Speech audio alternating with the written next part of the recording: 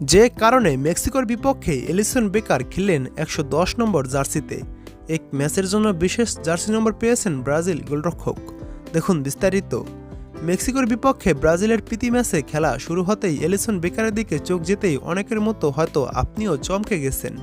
গোলরক্ষকের গায়ে কেন ১১০ নম্বর জার্সি?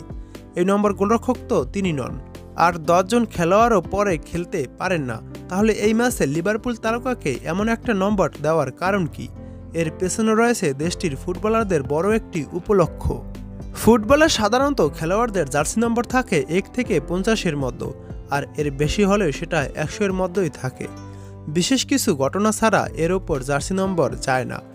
আর একটা দলের মূল গোলরক্ষকরা সচরাচর পান ১ বা ২ নম্বর জার্সি, যেখানে মেক্সিকোর বিপক্ষে এলিসন বেকার কিনা পরেছেন ১১০ নম্বর জার্সি। এর কারণ, শনিবারের ম্যাচটি ছিল ব্রাজিল ফুটবলের নিয়ন্ত্রণ সংস্থা ব্রাজিলিয়ান ফুটবল ফেডারেশনের প্রতিষ্ঠার ১১০তম বার্ষিকী। ফুটবলের সবচেয়ে সফল জাতীয় দল ব্রাজিল, যারা বিশ্বকাপ জিতেছে ৫ বার, তাদের ফুটবল ফেডারেশনের বিশেষ দিনটি উদযাপনের জন্য বেছে নেয় এলিসনকে। আর তাই এই এক ম্যাচের জন্য তিনি পেয়েছেন বিশেষ ১১০ নম্বর জার্সি। দারুণ এই উপলক্ষ দারুণভাবে রাঙিয়েছেন ব্রাজিলের ফুটবলাররা।